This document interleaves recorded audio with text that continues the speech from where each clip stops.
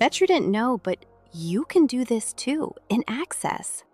Welcome to the Pixel Case YouTube channel.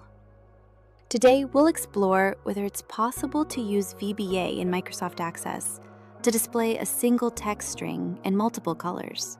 Step 1. Prepare MS Access.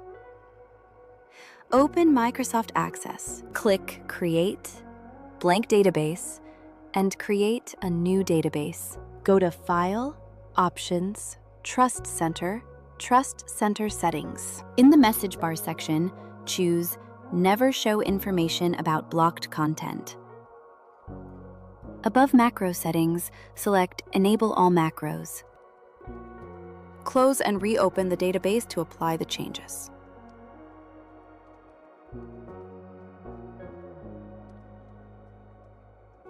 Step 2. Create a new macro.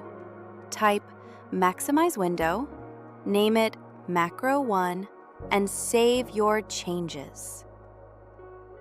Next, create the form. Go to Create the Form Design to open a blank form. Resize the form as needed for better layout.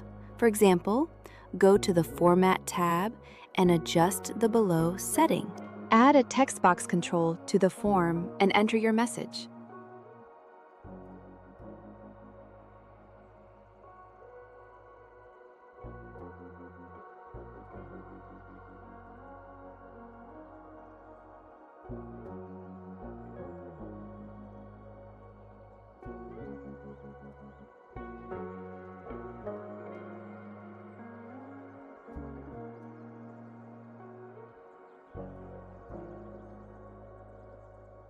Step 3. Enable VBA events. Open the property sheet of the form. Go to the Event tab and set On Timer to Event Procedure. Step 4. Write your VBA code. In the VBA editor, you'll write a code that changes the color of Label 0's text dynamically.